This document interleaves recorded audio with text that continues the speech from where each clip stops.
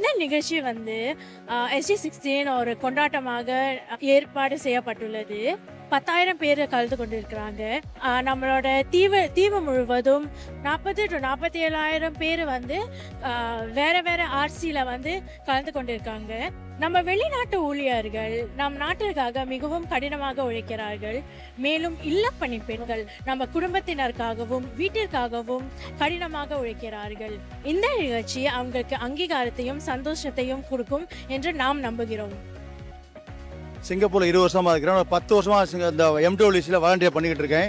எனக்கு வாலண்டியர் பண்ணுறதுனால ரொம்ப மன திருப்தியாக இருக்குது. புதுசாக இந்தியாவிலேருந்து வர்ற என்னுடைய சக நண்பர்களுக்கும் தோழர்களுக்கும் நான் உதவி பண்ணுறது எனக்கு சந்தோஷமாக இருக்குது. நான் ரூமில் சும்மா படுத்திருக்காம என்னுடைய ஞாயிற்றுக்கிழமையில் வெளிநாட்டு ஊழியர்களுக்காக நான் வந்து உதவி பண்ணுறது எனக்கு மன திருப்தியாகவும் இந்த நாட்டில் வேலை பார்க்குறதுக்கு இந்த கம்யூனிட்டிக்கு ஏதாவது செய்யணுங்கிற ஒரு எண்ணமும் எனக்கு தோணுது.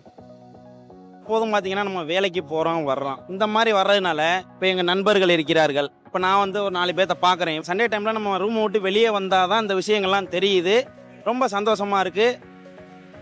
இன்றைக்கி ஆக்சுவலாக மழை பெஞ்சிட்டு இருக்கு. பட் இருந்தாலும் எங்களோட நண்பர்கள் அனைவரும் நிறையா பேர் வந்திருக்காங்க.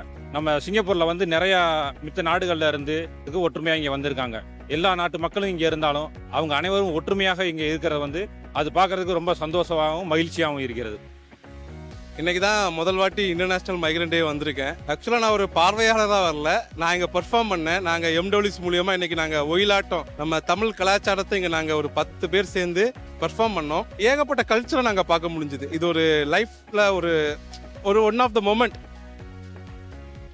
வருஷம் அது வந்து நல்லா நடத்துகிறாங்க, வந்து என்ஜாய் பண்ணோம். இங்கே பார்த்தீங்கன்னா இப்போ குட்டி பேக்கை கொடுத்துருக்காங்க, வாட்டர் பாட்டில் கொடுத்துருக்காங்க, ஃபேஸ் மாஸ்க் கொடுத்துருக்காங்க, பயனுள்ள பொருட்களை நம்மளுக்கு கொடுக்குறாங்க.